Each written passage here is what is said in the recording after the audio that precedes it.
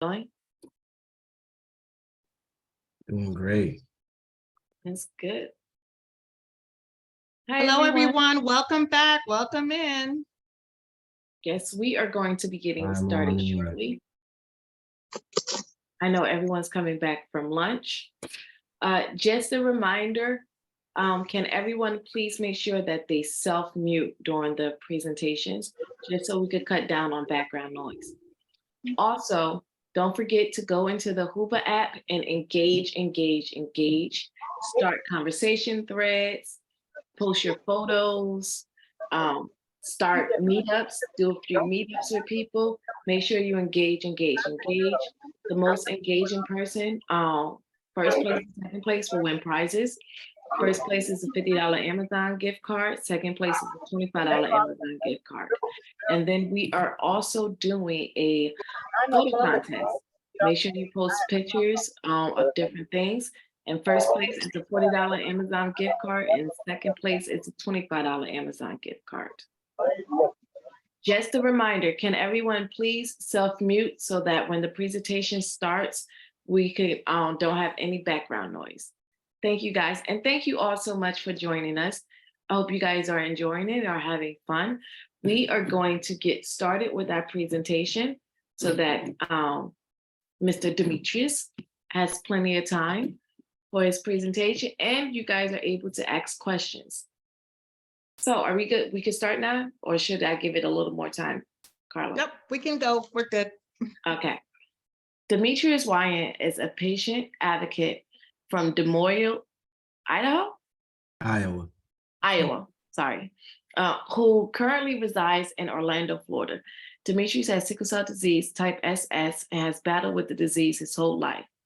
Despite being in and out of the hospital with countless surgeries and blood transfusions, DeMitrious is a business owner and operator of Young Black and Talented LLC, with special services as a personal chef and catering with Your Best Taste Catering in Orlando, Florida. DeMitrious is a man of many talents with music in rotation on iTunes, Apple Music, Spotify, and Amazon.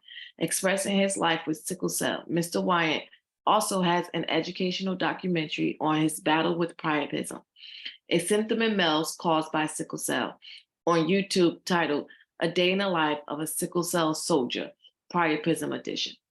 So without further ado, I would like to introduce DeMitrious Wyant. DeMitrious. Thank you so much for that great introduction. You're welcome. It's great to be here. Thank you everybody for being here. My presentation today is on priapism and sickle cell disease. I always like to start this presentation with letting people know that I am a patient.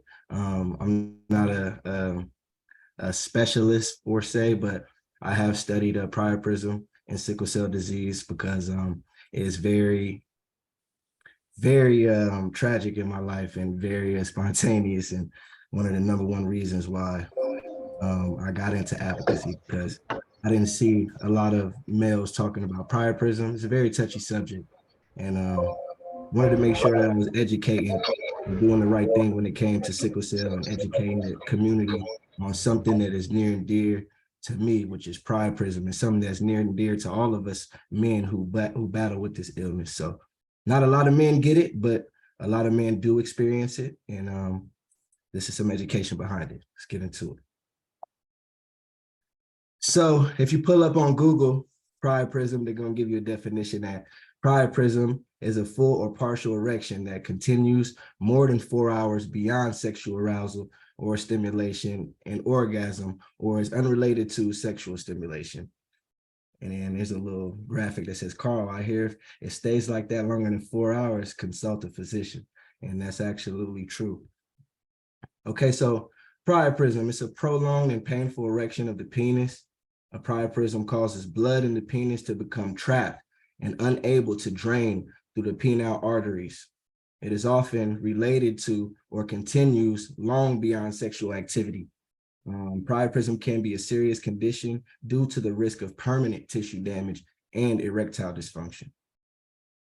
So there's two types of priapism, two main types of priapism. You have high flow, which is non-ischemic, and you have low flow, which is ischemic priapism. So The high flow non-ischemic is usually found in people who don't have sickle cell. It's rare, it's usually painless, it's increased areal flow, usually self-resolves and does not require intervention.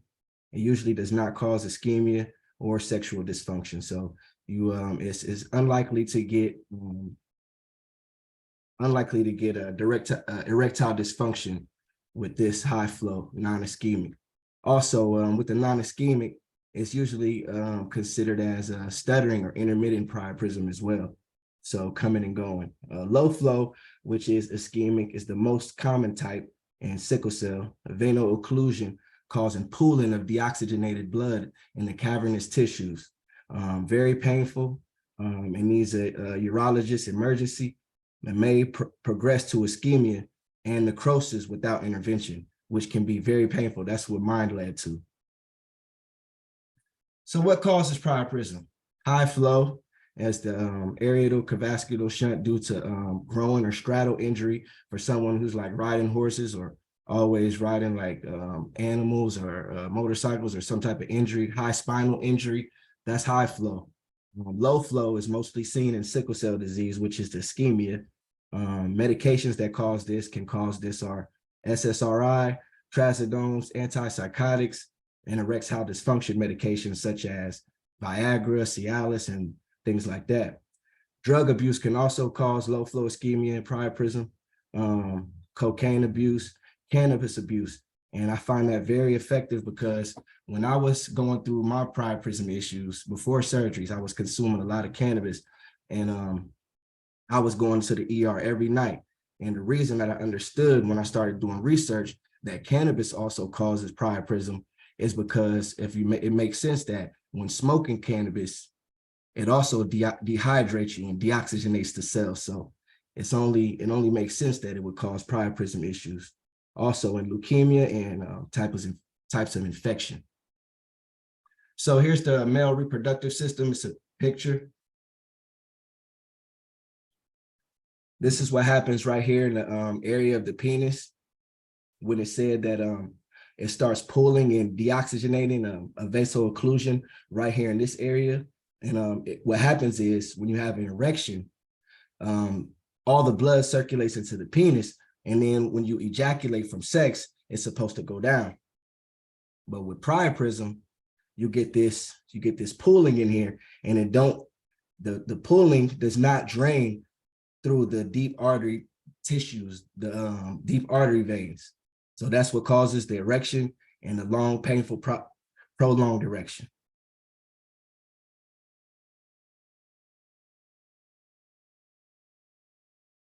Okay, so cavernous, having caverns or cavities of the tissue composed largely of vascular sinuses and capable of dilating with blood to bring about the erection in the penis, what I just talked about in that last slide.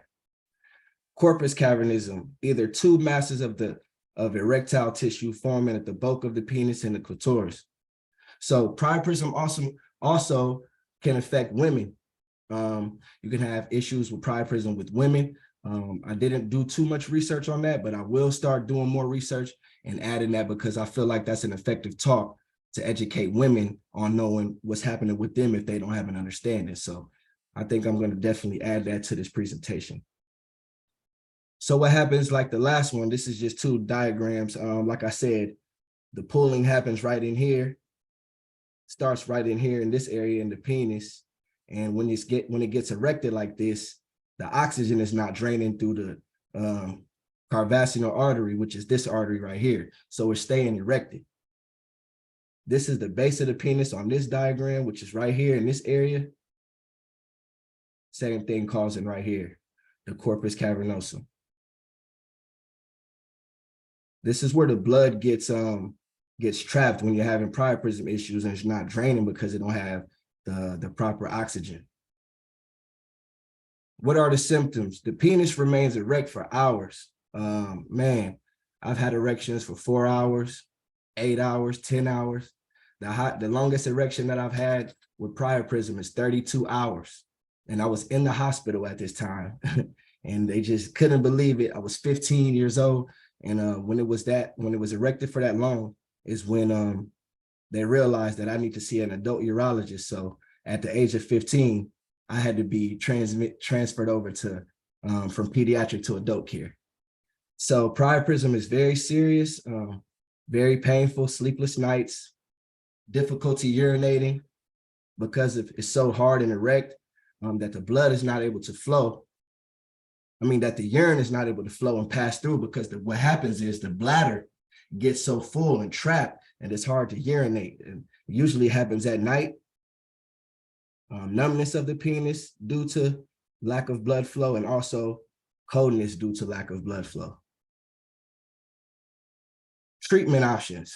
If the penis is erected longer than 3 or 4 hours, seek emergency help. And that's just for logic of, because if it's erected longer than 3 or 4 hours, it could cause tissue damage, like we talked about, and erectile dysfunction. Cavernous aspirations, draining blood from the penis through a phenylephrine injection. And I'll show you a slide on that, how that looks. This is the reason why I had, when it came time for me to get my surgery, why my surgery was so long, because day after day I was going to the ER to get these phenylephrine injections because my priapism was so severe. I didn't jump on it in the beginning because no one in my care was educated enough to know what was going on with me, nor did I have any type of education on what was going on with me. So I battled and I had to go to the ER night after night. It got so progressive that it was really bad. Every single night I was going to the ER getting phenylephrine injections. And what that did was created a lot of scar tissue in me and made it even worse. So that was the ischemic priapism that was happening, low flow of the blood. Now, penoprosthesis is an implant. I also had a penoprosthesis. So this is the shunt procedure right here. It goes, the phenylephrine injection goes into the side of the shaft, on each side of the shaft, because there's two. It's in the base of the penis, and in the dorsal nerves is injected. And this is to relieve, the dorsal nerve is right here, is to relieve that venous occlusion, that pooling, that deoxygenating that's going on in the corpora cavernosa. So you get those injections, and it's a fast acting, it's a Band-Aid, like literally, it's like it helps in the moment, but it also causes a lot of issues down the road. So laboratory testing, how you can figure out about priapism if you're having priapism issues: hemoglobin count, white blood cell count with blood cell differential, a platelet count, coagulation profile, a reticulate count, and hemoglobin electrophoresis should be considered in all men unless there is another obvious cause of priapism other than sickle cell. It should be done in an emergency setting. Screening for SCD should be performed by either the Sickle Dex test or examination of a peripheral smear. So the shunts, a carpio-glandular shunt. This is the first shunt that I had performed on me. If you check out my documentary, you'll see that the first procedure that I had when my priapism, the first surgery that I had, it was ineffective. This was the carpio-glandular shunt. And this is like, it's more like a pump on the side, it's a pump that they put inside of the testicles, and it's meant to pump up the penis, because they say after you have a shunt procedure with priapism that you're at risk for your penis not working. And I'm here to let you know that that's a lie. Well, it can cause problems where your manhood is not working for you. But in my case, even though it was so aggressive and it was so severe, I'm still able to use my penis. It's still able to work. It functions in a normal way that it should. And but if you watch the documentary, you'll see that everything doesn't work. It's not a one size fit all. So this carpio-glandular shunt didn't work, but the proximal shunt must be warranted if more distal shunting procedures have failed. And that's what happened with the carpio-glandular with me. So there are other options. So there's two different types of shunts. And I had, you're able to talk to and look at a warrior who's had both of these procedures done And I will tell you that it's not a pleasing or a happy surgery, or no surgery is, but I promise that it's made my life so much better. So here's a couple photographs. This was actually an X-ray done for my vascular necrosis in my hips. But I use these photos for educational for this priapism, because as you can see, here are the shunts that are, let me go back. Here are the shunts, the rods that are in my penis area on both sides of the shaft. Okay. But like I said, it still functions normally. It still erects like it needs to, still goes down like it needs to. There's no issues, and I'm truly thankful for that. But there can be severity in erectile dysfunction and it being damage to a lot of tissues in the penis if you're not on top of this priapism. It's very severe and it's very effective, and it can do a lot of damage.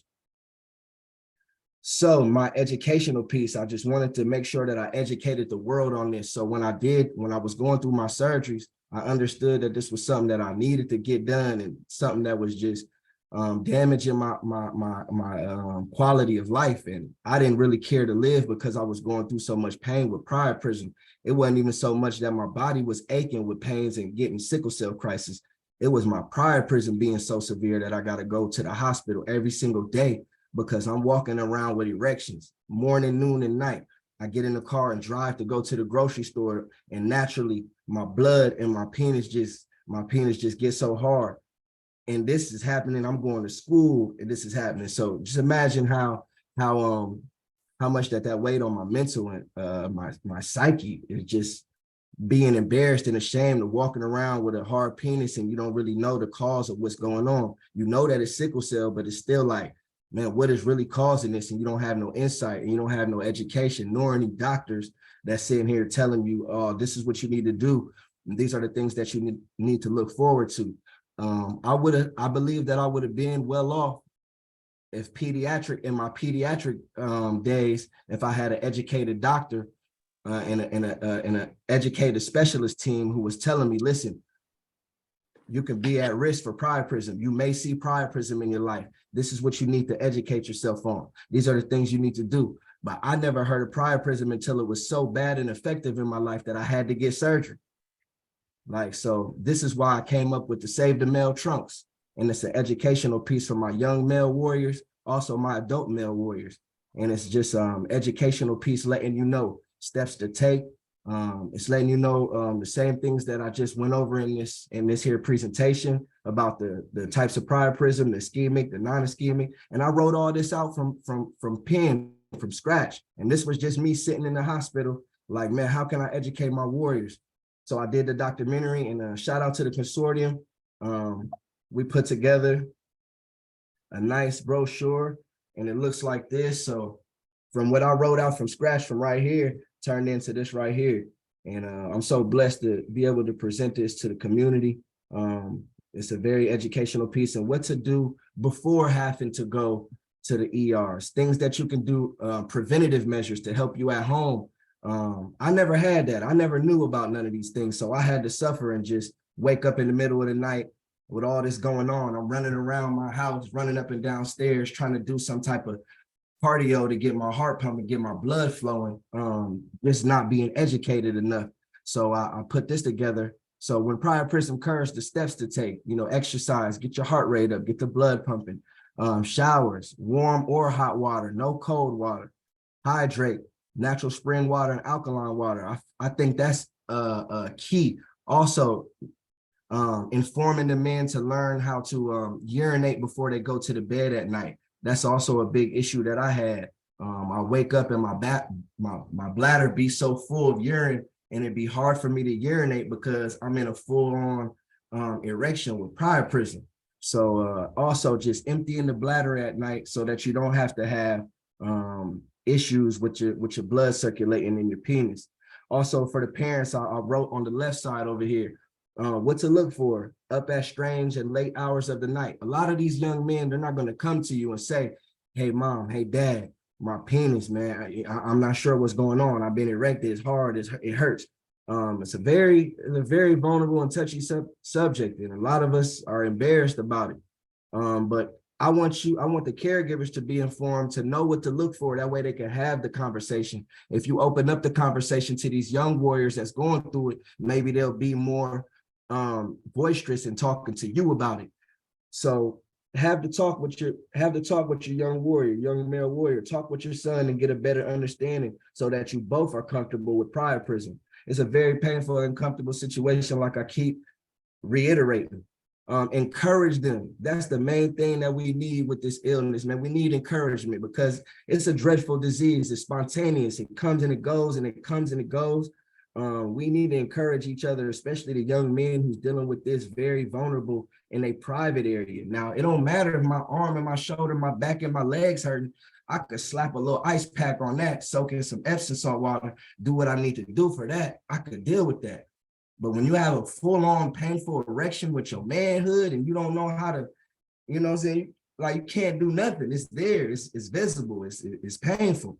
We need to encourage them and let them know that they will get through this, and pain and discomfort is an extension of sickle cell. I never knew that. I just thought that, man, my penis is getting hard and I don't know what's going on. So we need to continue to encourage these young men. And this is why I put out this education. So we know, so we can have the talk. So we don't have to be a touchy subject for them, and they don't have to battle it alone.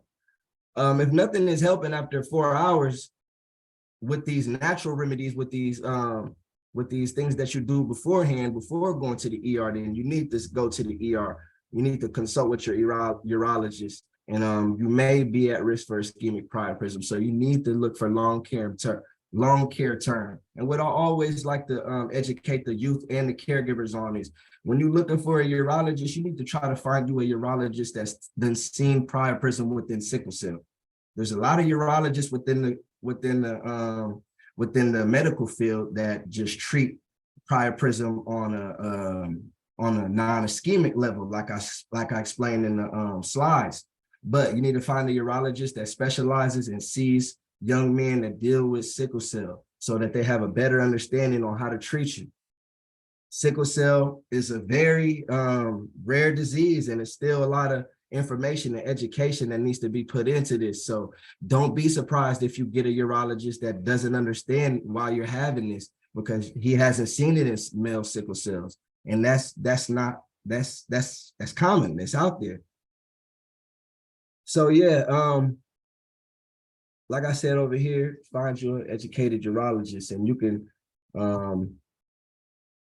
check all of this out on my website, artheprophet.com. And I like to on the back of it says, priapism is a form of sickle cell. Never be embarrassed or ashamed of this. Nevertheless, study it and find out what helps. Then manage it to the best of your ability and stay strong. That's the message to everything with this sickle cell. Find out what works for you to the best of your ability. Like I said, sickle cell is not a one size fits all. So you have to find out what works for you in order for you to live your best life with sickle cell, and manage it to the best of your ability, man. That's what we all doing. Self-care. We got to learn how to manage ourselves so that we don't have to run to the hospital and get these harsh treatments and these surgeries and these things. The treatment for sickle cell, man, is very, very, it's not healthy. The treatment for sickle cell is not healthy, to say the least. So we have to learn how to manage our sickness to the best of our ability. And this is simply why I came up with the Save the Male Trunks, to educate the young men in the community, also the caregivers, on this spontaneous and very horrific aspect, just one small aspect of sickle cell, and a long list host of others. So I came up with some t-shirts and a whole Save the Male Trunks box kit, powered by the Sickle Cell Consortium. Shout out to the consortium. They sponsored this for me, and it's free of charge. Any male warriors in the community that you know, or that deal with priapism, or their caregivers, but they don't talk, but I'm sending out boxes. So we're sending out boxes for a lifetime. It's free of charge. Get this education to the people, a t-shirt, Comes with a nice magnet for the fridge, stickers, a bracelet, my album, my music, letting you know, man, that you are a warrior, that you are a soldier, a supernatural soldier, which reminds me that I got another album coming September 1st. I also love to advocate, man. I spread love through this community and letting the men know, man, that they can live their best life, they can be their best self, they can live a natural life and a triumphant king. It takes a special king to build up a village, but the only way that you can really do that is if you take care of yourself and understand what you're working with your body, with this sickness.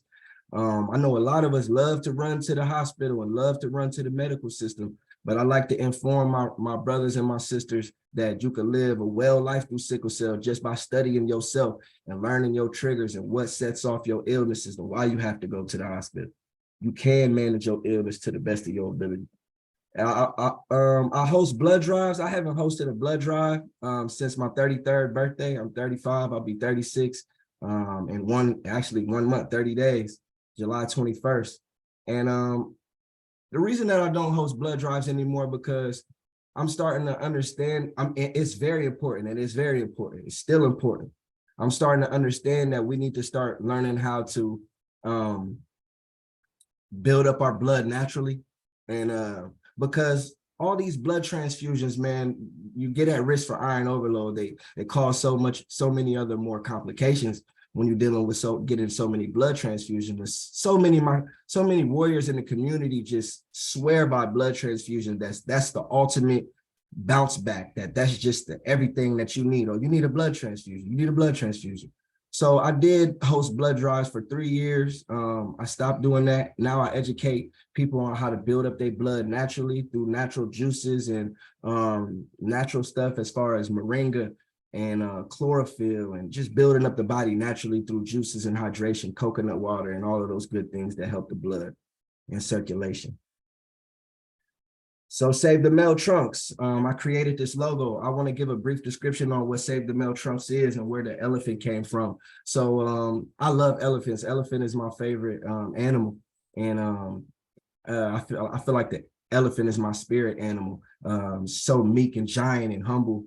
And one thing about the elephant is that I was watching a documentary on the elephants when I was doing this. And the elephants in the safari get their trunks cut off by like indigenous people, the people out there, the villagers, and they use it as an aphrodisiac. So when you do that, when you cut that off that's like everything for the elephant. That's the way it eats. That's the way it grabs. That's the way it, picks up things. That's the way it, what I'm saying, and it welcomes each other. That's the way it makes its noise. And it's like, once you cut that off, you almost like hindering the elephant per se. So I felt like that was very symbolic to priapism and the penis with the male. When you have these surgeries and you go through this issue, it's almost like symbolic of losing your manhood, losing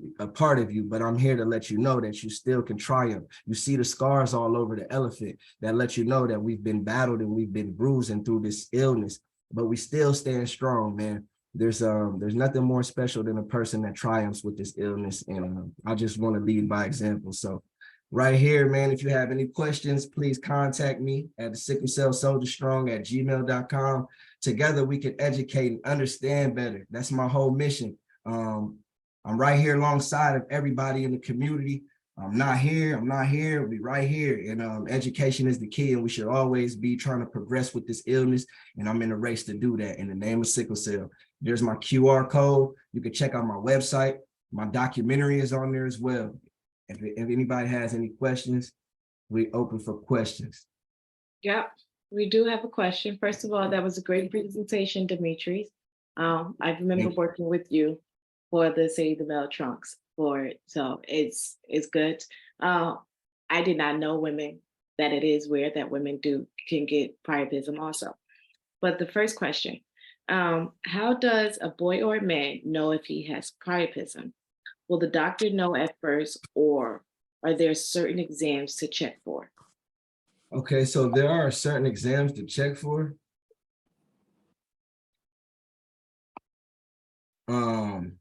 like right here, the platelet count, coagulation count, reticulate count, hemoglobin, electrophoresis. So these things, a man will know, a young man will know what if he has priapism, if he's dealing with it in the middle of the night. If he's up in the middle of the night and he's having these prolonged erections, then he will know. That's the first sign of, okay, I need to let this be known that I'm having these issues. But you have to, I've never told my mom that this was going on.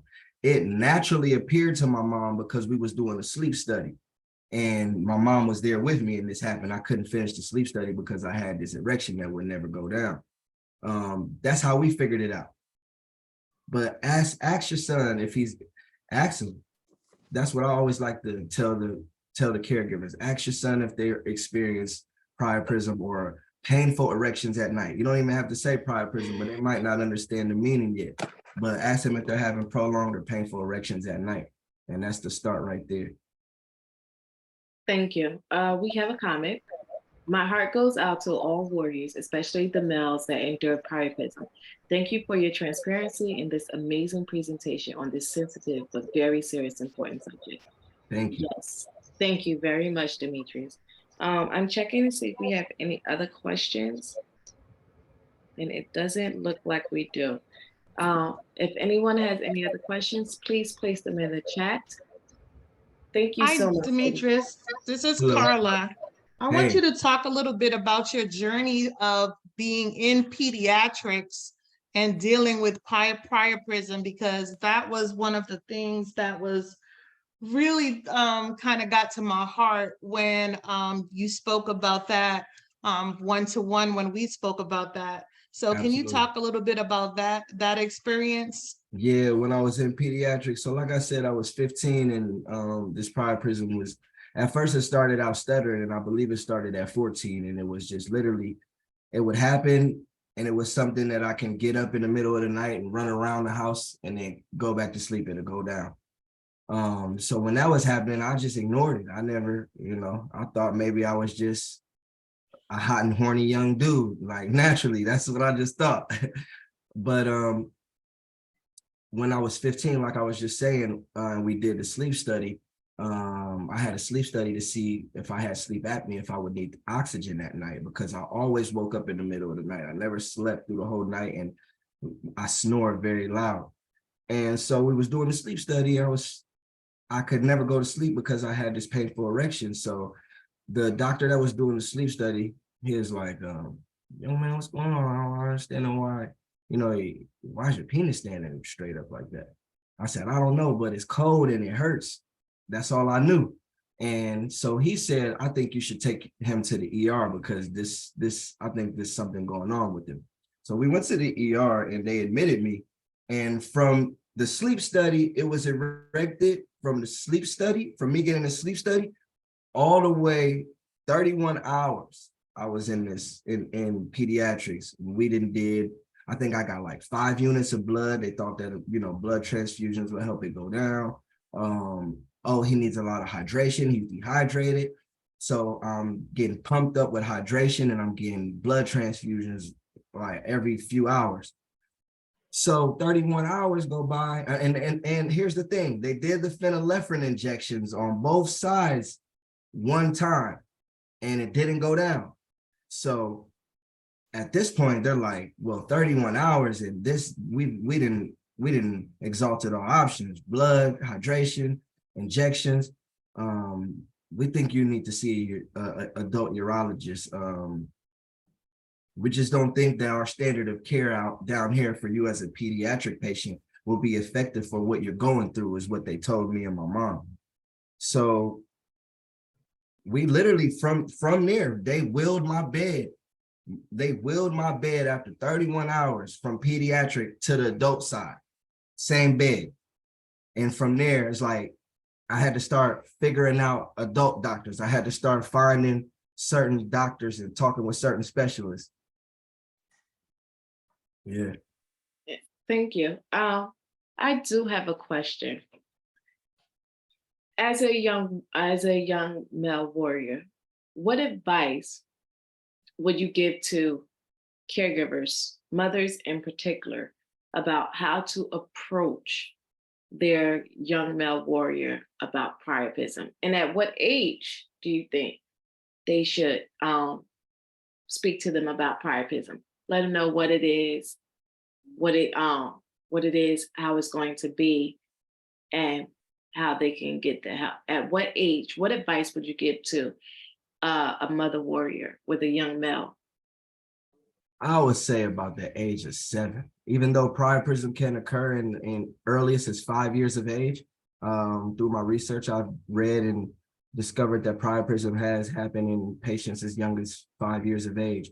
But I feel like at 7 is the age of comprehension. So where they understand, and even when you go to them and tell them, and you don't have to tell them, just open up conversation, ask them, hey, how are you sleeping at night? Do you wake up, do you have morning stiffness, morning wood? Some of these things have to be a neutral conversation just to open up the door. That's how I would do it. But at the age of 7, I feel like we should always approach our young warriors as for caregivers. I feel like they should approach the young warriors with a sense of education. This is always an educational opportunity. A regular conversation turns into education. But if you don't have the conversation and open up the door, they'll never know, and they won't bring it to you. Agreed. Thank you. So I'm looking, we do not have any other questions. Yes, we do not have any other questions, but thank you so much for your amazing presentation, DeMitrious. As always, this is always an amazing presentation, and I always learn something new whenever you do it.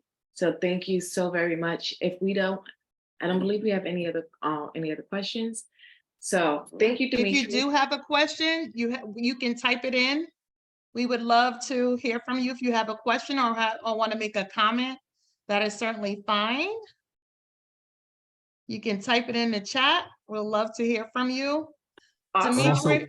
I also wanted to add, Dominique, I know you said, what advice would you give the caregivers asking them? I always like to tell the caregivers to make sure that they believe their young warriors.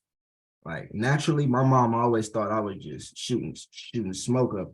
Like every time I had an issue with sickle cell, or I felt like, listen, man, I'm in pain, or, it was like, oh, you just being lazy. Come on, get up, But believe them, sickle cell, as much as it is a physical, chronic, painful illness, it's also a chronic fatigue illness, and we're always tired for the simple fact that our hemoglobin is lower than the natural body, so our energy is off at all times. So believe them.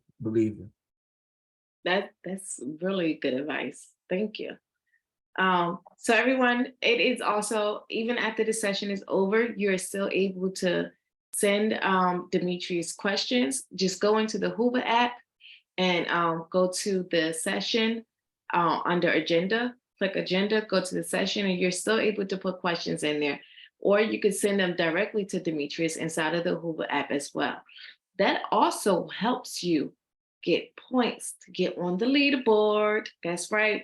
Don't forget, we are having an engagement prize that will be given out tomorrow along with the photo contest.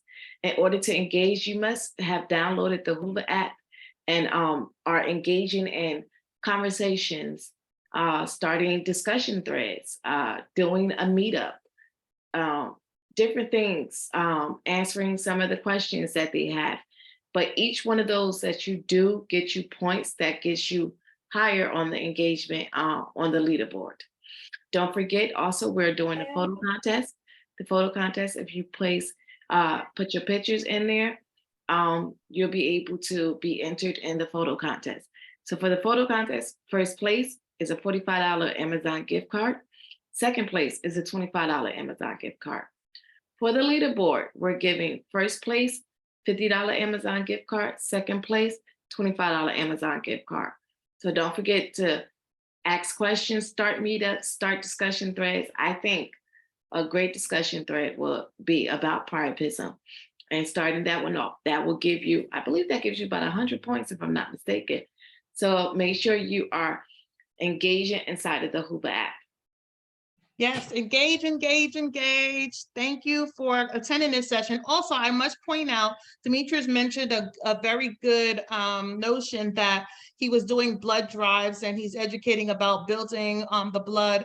I strongly encourage support of blood drives. It saves lives. We know it's necessary for exchange transfusions, that those that depend on that, those that have been through a stroke, or just for emergencies. And even myself, as a sickle cell trait mom and warrior, I have needed a blood transfusion, which saved my life.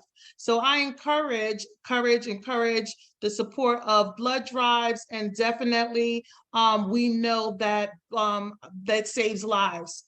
And it's important for you to understand your body in order to build the making of your system, which helps to make blood. So we know, as sickle cell warriors and parents, that the importance of preserving and not trying to get blood transfusion, which our doctors are really getting great at understanding, and not just giving transfusions, but they look at when we most need it because of iron overload and other things. So they look when our community most needs it in order to make the best choice, in order to, so we can make informed decisions as we think about our health and saving our life.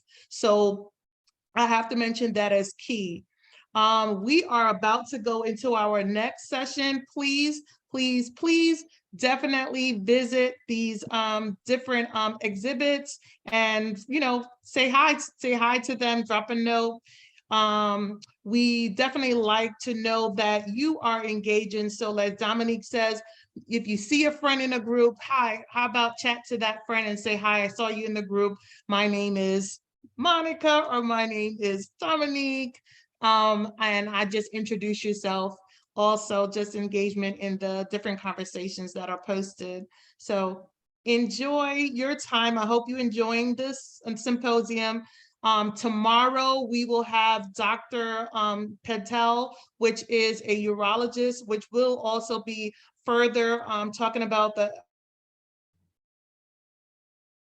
Priapism, and will definitely be available to answer more questions. DeMitrious mentioned that he has his personal documentary that is on YouTube that can also be watched with, and it's pretty detailed about his experience. He actually filmed a lot that came from his experience being in the hospital, literally in lifetime. So from that perspective, this patient perspective, we wanted to bring in this symposium, the patient perspective, and also from the medical perspective. So we know that patients have from their experience, and of course, these expertise in the medical field that can answer questions in a different format from training. So Also, an experience. Dr. So Patel we're is getting the ready to go into our urologist. next group for our next session. Please remember to say hello to a friend, and we see you in the next session. See you in the next session. Thank you. Thank you for your awesome presentation, DeMitrious. Thank you.